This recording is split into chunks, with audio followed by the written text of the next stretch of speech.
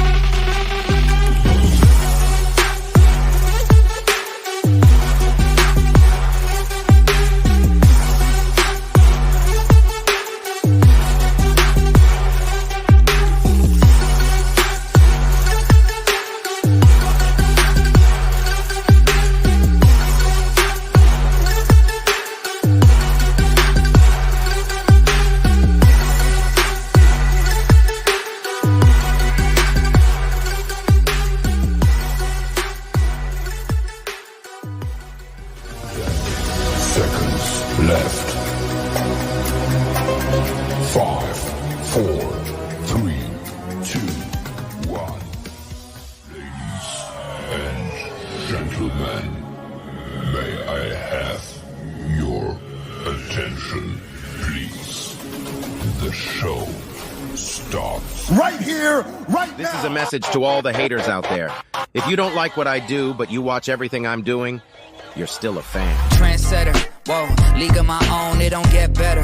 No, read what I wrote, I'm a bestseller. Yeah, reach for my goals, hit it dead center, hit it dead center. Bullseye, hit it the most, there's no misses. Something like fish in a barrel, it's no different. Blindfold on me, I still got the most vision. Trendsetter told them before, but they don't listen. Better, bring a better bad because I'm bigger, better. Solo, single, selling several shows.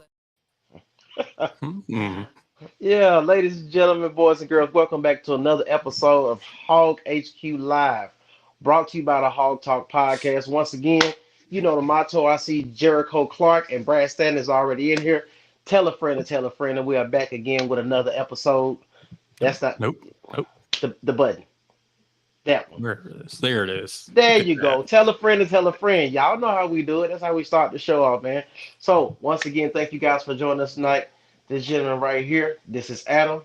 That gentleman right there, that's Mr. Hart. And I'm DP. Look, we're going to go ahead and jump into it. But before we get into it, because we got a lot to discuss tonight, guys. Yeah, it's one of those. Just remember that this show is brought to you also by Bet Online, the world's most trusted betting platform for your number one sources of everything football, preseason NFL, and college kickoff. Bet Online has every stat, matchup, and even live odds and spreads while the game is being played.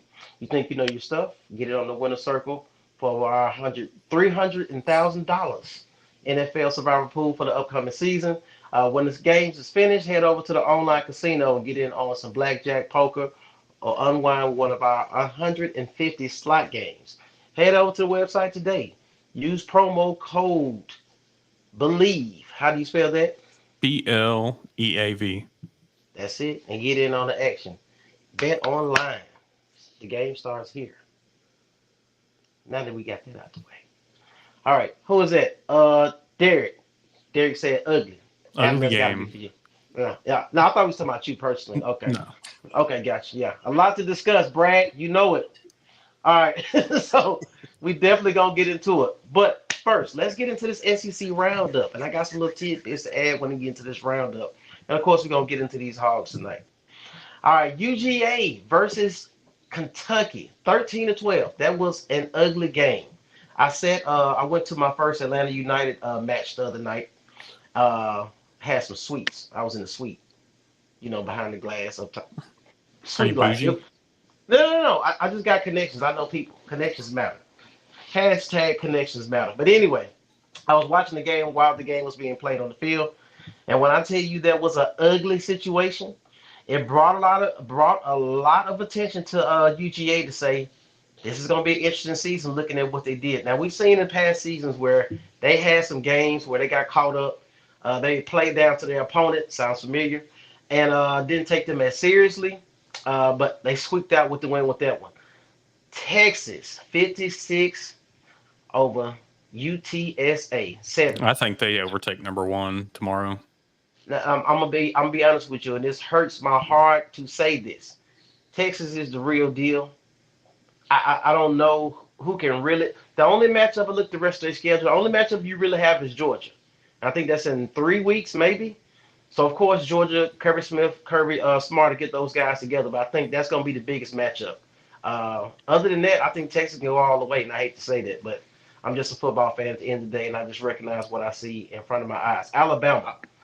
I'll say before we go to Alabama, I'll say on Texas, I think the worst thing that possibly happened was us stomping them a couple of years ago at home, because it probably gave Sarkisian the blueprint on what exactly he needed, what he had to compare to what he needed to compete in the SEC. Albeit he had been at Alabama, so he kind of had the knowledge there, but kind of allowed him to measure up. And man, they've really taken off since we put it to them that time.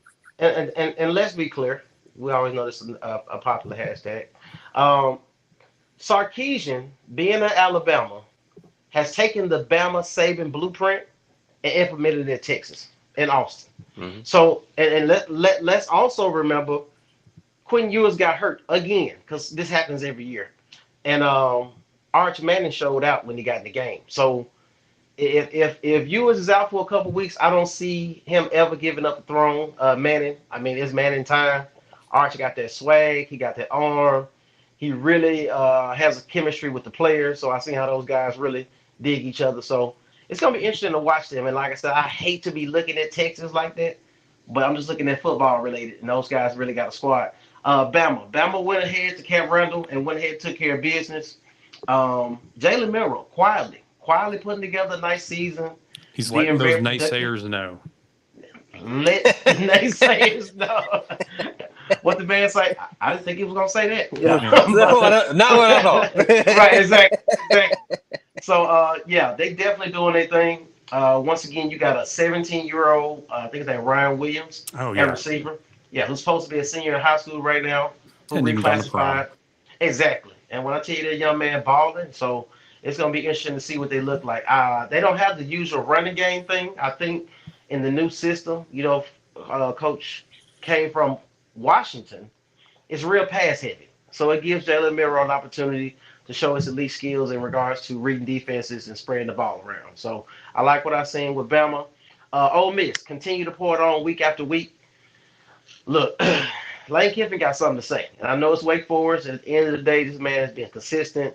Also with his quarterback, those guys have been divvying it up with the passing yards and the touchdown. So they just continue to light the scoreboard up every week. Mizzou was in the pick'em. Mizzou ended up squeaking out against BC. Yeah, I know. Yeah, you. I was trying to get ahead. Ahead. Didn't work out. Kind of like Baltimore today. Hey, you're going to get in front of that. I like what you did there. Tommy in the comments already beat me to it. Tommy is already on it. Shout out to Tommy for that. But yeah, Mizzou ended up squeaking out a win. It's interesting to watch them because they've been lighting up the scoreboard the past couple of weeks. Just have a moderate score game just to see what they look like going into next week. I don't know who their opponent is, but it'd be interesting to keep an eye on them because they've been lighting the scoreboard up as well. Tennessee, and we said this in our season predictions in regards to our schedule. There's no way.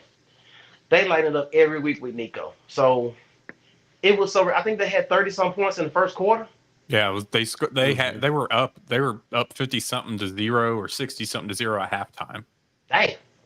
So yeah. I think they scored 35 or 37 or so. Here's the thing with that team too, and I didn't watch the game. I just saw highlights and whatnot. But you talk about a team that you're supposed to beat, handily. But you do things in that game to prepare for at some point in the rest of the season, we may have to do this. They're up 30 points in the first quarter, and they onside kicked it. Just because at some point you never know when you're going to need to practice that. Yeah. And, it's one of those things. There are some people like, oh, screw the sportsmanship. They're practicing for this potentially needing to happen at some point during the season. Yeah. If you can't stop them, that's on you. Yeah, and I'm sure at some point that fan base is like, we don't need to play them. I don't even know why they're on the schedule. Same thing we said in week 1. And, well, we'll get into that. OU 34-19. I have not seen much of OU. They don't look spectacular. I know their quarterback transferred from Oregon. I think they have Oregon. I think so. Yeah, I mean they've been doing moderate amongst the competition they've been playing. Tulane got a nice little squad, to be honest with you, and their jerseys are real clean. They had on this past week. Mizzou plays Vanderbilt next week, so they gonna keep it rolling. Vanderbilt lost to Georgia State. Man, look, you're getting there. But. Yeah, that's wild. All right, LSU should have lost that damn game. 100%. Yeah, they should have lost that game. I ain't gonna lie. I know we talk about other people that are no longer here. Rocket Sanders ended up showing up in that game. They had a nice little run game going. The quarterback went down, and they made some things happen. A&M versus Florida. Okay, Billy Napier, your ass is grass, buddy. Tell it to the judge, or whatever people used to say back in the day. It's over with. Billy Napier at Florida. That thing is ugly. You thought Florida State had a problem. At least Florida State went undefeated the regular season last year. Billy Napier still hasn't got it done, and it seems like he's still using 3-star guys and hoping they're going to pan out to be 5 stars. You got the payroll. Just go buy you a team like Texas A&M did last year, the year before. Make it happen. But as of right now, Florida look like trash. A&M, the quarterback goes down. The backup quarterback comes in. Where have we seen that before? Look, man, I'm not saying he is. He looked a little Money Manziel-ish. When I tell you, it's a highlight, and I know you don't have it, but it's a highlight. What this dude does, he shakes him. The dude's just crawling. He's doing bear crawls on the field at this point, trying to catch up with himself. Logan, what's happening? He made the dude look silly. So now look at A&M. They bring a whole different dynamic to the ball game because the young man was very effective with the ball. I think he only missed 2 completions. Other than that, the man ran the ball effectively when the pocket collapsed. So that's a whole different dynamic from what you had in the previous quarterback. So it'd be interesting to see what it looked like going forward and how long the quarterback is out. Auburn, 45-19 over New Mexico. Auburn going to do what Auburn going to do. I looked at this game because I'm like, we play them next. So as you said, Adam, are they using it as a tune-up to prepare for the next opponent, which is going to be Arkansas? Yeah, Arkansas first. SEC game. So, and my tidbit on Auburn. Did you guys know that the dude who killed us last year, the little slow quarterback who ran over us, I forgot his name, Thornton. I forgot whatever his name is. Peyton Thorne. Yeah, he trashed. He got trashed, and their new quarterback, which granted, look at your game, but he lit it up yesterday. Look, he lit it up the other day. And the thing that was interesting about that, the Arkansas fans may not think it has no connection to Arkansas. They end up starting a true freshman at quarterback. And guess what his name was not? Walker White. So Walker White is competing with another true freshman, and the other young man ended up getting the game and finishing the game out and ended up balling. So at this point, I don't know if they really look back. That's kind of a good look for T. Will and the defense to go against a young quarterback, be able to apply some pressure. So, hey, Justin, this is actually what their game is going to be. It's going to be on 8 a.m. and Nickelodeon. Oh, my God. I got That's bored crazy one day. work. You know what happens when I get bored, so. You get creative, and I like it. I definitely like it. Boom. So that's Auburn. So it'll be interesting to see what they look like with the young quarterback up under center going against Arkansas next week. It's another home game for them, so that'll be interesting to see.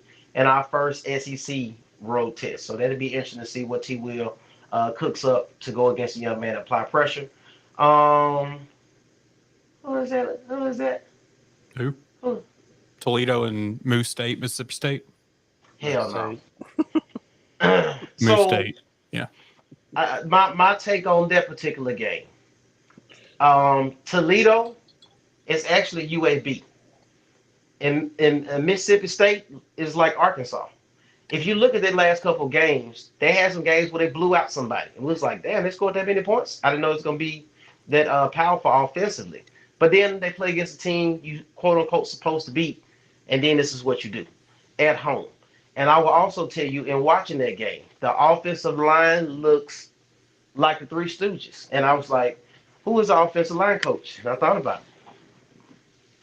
Cody Kennedy. She used to be our offensive line coach. So he's consistent in his approach to let his quarterback run for his life. So it is what it is. Georgia State. Georgia State beat Vanderbilt.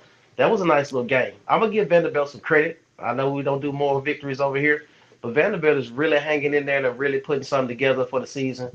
So I'm rooting for Vanderbilt on the low.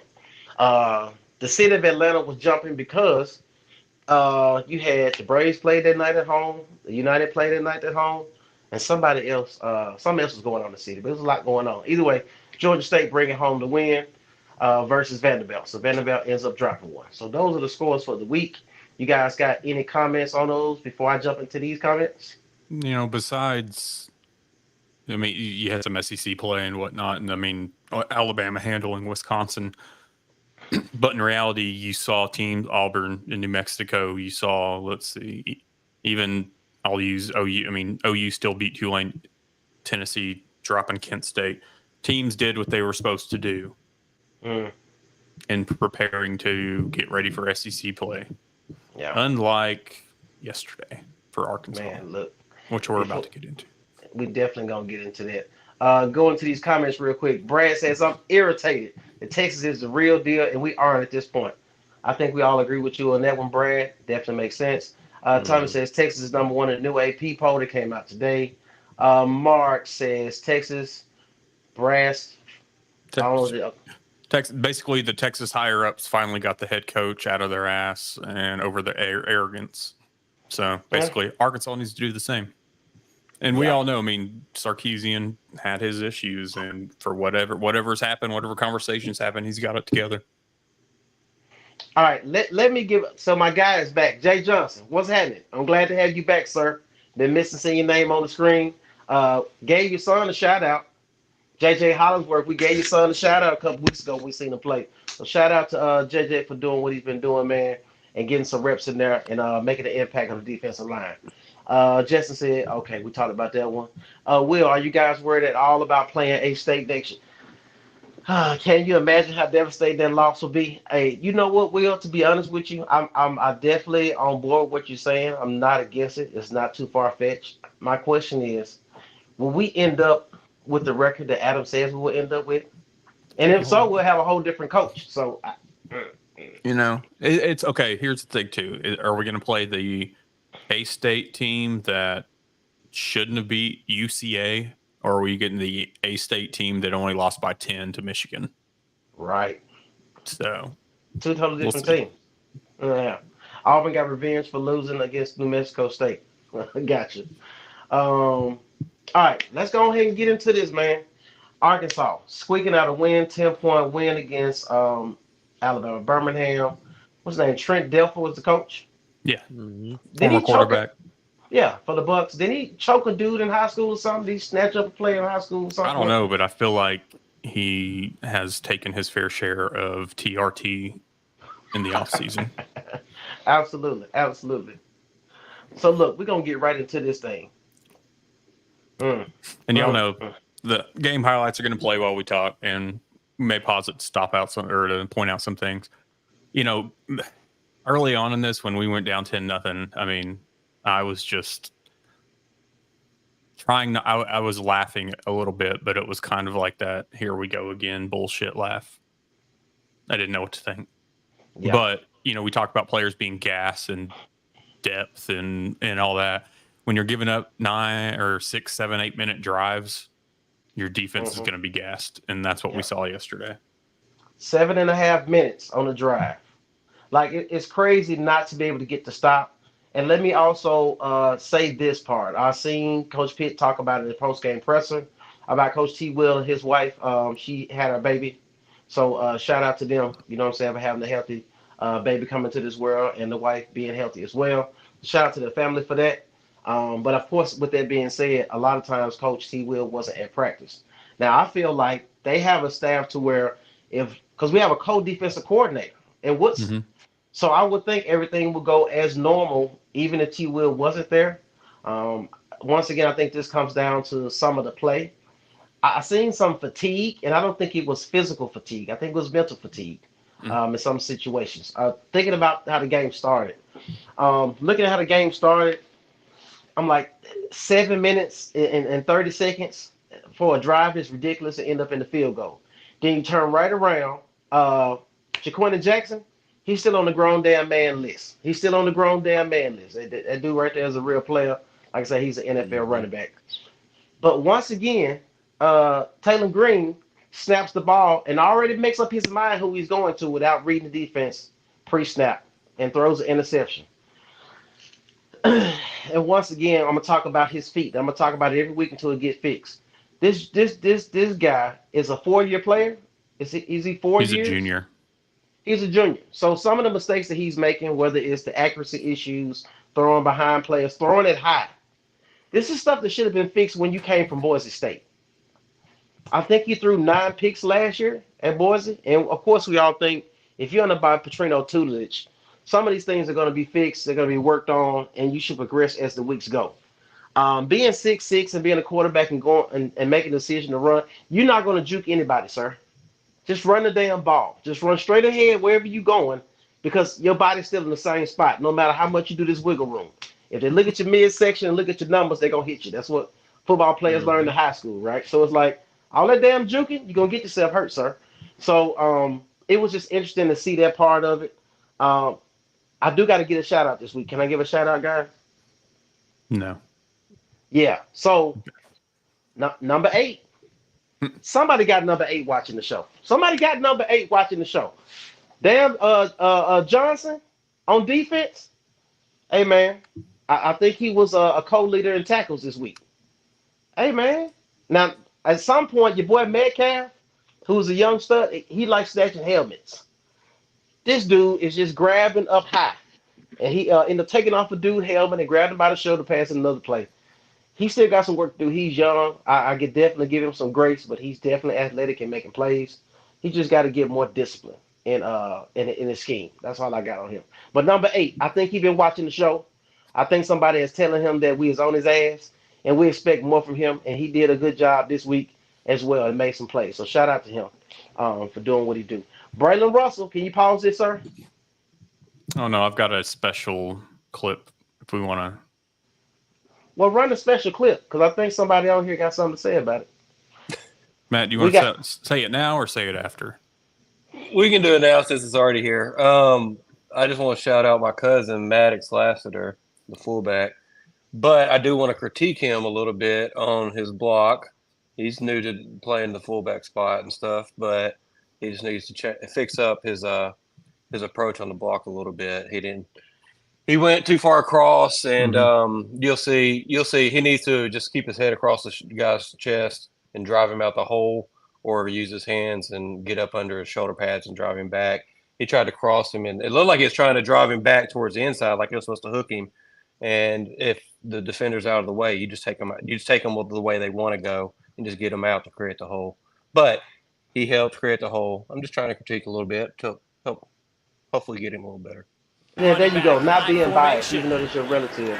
Well, the jumbo package is definitely on display here for Arkansas. Hand it off right side to Russell at 253 pounds. Got a good block from his tight fullback, Lassiter. And Arkansas with their first touchdown of the day. Great drive, staying committed to the run. And Maddox Lassiter as the fullback. A couple times we've seen the I formation, but man, it's a lot of beef back there. 253 pounds. The freshman running back. So he's still got some speed with that size, too. Yeah, look like Maddox ran into a wall real quick. Yeah, he just needs to take him to the right. Just get him on out the play. That's all he needs to do. Don't worry about hooking him or nothing. Just get him on out. Adam, you had something on that? Yeah, I mean, it was it was good to see them get it to Braylon. That's what Braylon was brought here for. I mean, I still think that Braylon is more than just a goal line back. But there's no reason that we shouldn't have just ran the entire game, because obviously passing wasn't it. So do you guys? I don't know if you guys remember, but Devoir Whaley, as well as Johnson. Dominique. What was his name? Dominique Johnson. This is the same script they did. Get to the goal line and just say, hey, give him the ball and just let him beat people up. I'm like, you got to get these guys plays also in between the 20s, in the middle of the field, and let them get loose. Let a big back catch the ball in the flats. And let we do saw his it a thing. lot previously, not a lot, but noticeably when Cody Walker was here. They There got you passes go. out of the backfield. He was at the goal line. He was ready to go. I mean, I think one of his years here, he had, I think, 6 or 7 touchdowns or something like that, which were goal line. But at the same time, early in the game, they're hitting him on passes out of the backfield. They're giving him runs. He's bursting for 10 to 12. I mean, it's one of these things you got to do with these guys. Yeah. Also, the clips we were watching, shout out to War Machine from YouTube. So we got to make sure we get that young man credit for what he does with these clips. Also, William Brown, I see you in the comments that I got a lot of rents. We got a call-in line. If you feel like it's a lot of typing, we can send you the number to the call-in line, sir, so you can go ahead and get your rents. We definitely want to hear you guys' comments because I look at it from the standpoint of we made predictions at the beginning of the season. Some people are already ready to make predictions. Other people said, I got to wait to Oklahoma State to see. Well, now you see. So the question is, who are we? Are we the team that played against Arkansas Pine Bluff? Are we the team that played against Oklahoma State? Or is this who we are in week 3? Is this who we are in week 3 against UAB at home with the attendance and whatever the number says it was? What was the attendance on this, or what was the situation with the attendance? I mean, they said it was sellout. So we get into this thing that there's, it's sold out, or we hear the announced attendance, or I don't know. We hear excuses of scanners being not working correctly, so they couldn't stand tickets at War Memorials. I mean, I don't know at this point. So it's just one of those things. From what we could see on TV, there was clearly people that had left the game. So it's just one of those that you had 300 plus days since the last game in Fayetteville, and you really didn't give them a great showing to welcome him back. Yeah. Brad, now I'm glad you said it, Brad, because I was going to say that earlier. When the interception happened on the first drive, Brad, I said the same thing. Here we go again. It seems like every game we have a here we go again moment. So Brad said, here we go again. Thing is getting old at this point. Sam Pittman needs to poop or get off the pot. I like the way you stated there, sir. Definitely needs to make it do what it do. No pun intended. Do what it do. Anyhow, all right, Tommy, the defensive line had no pressure for 2 weeks in a row. Damn Skippy. And it doesn't help when Green misses an open receiver by 10 yards multiple times during a game as well. Adam, you going to say it, or you want me to say it? Say what?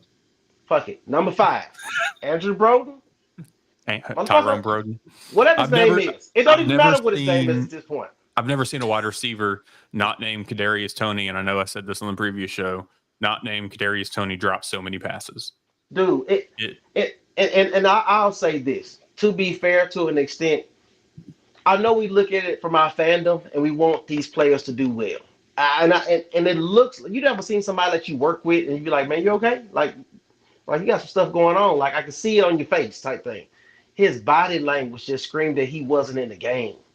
Like not really going for the pass and not high pointing the ball in the back of the end zone. I'm like, dude, you tall for a reason, bro. Use that. Adam is your fan and just said it's just weird. Him and Biddy. Hey, I just don't understand why dude that tall only had this many passes. Shit, because he ain't trying to get damn open. You got to get damn open and use the height advantage to get what you got to get. Go ahead. Apparently, we just got cut off on YouTube. Oh, we'll bring it back. Probably have to take down the video. Ain't no telling. All right, Jamie T. Well, I see you in here. Y'all just got suspended on you. Jamie, thank you. Thank you. We're on Facebook. We're on X. There you go. There you go. So the numbers won't look the same, but hey, we'll still make it work. So to Tommy's point about the defensive line not getting pressure, I noticed that in this game, and I know that Oklahoma State has a veteran offensive line. I know they have some massive guys, SEC size offensive line. So I somewhat understand it, and I feel like that would be an opportunity to get ready for SEC play.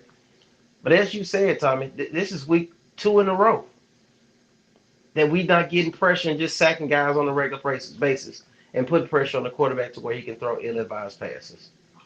So, Anyway, yeah. Yeah. The one thing I will say about Green, he is working on his passing, his form, because they weren't working on that at Boise State.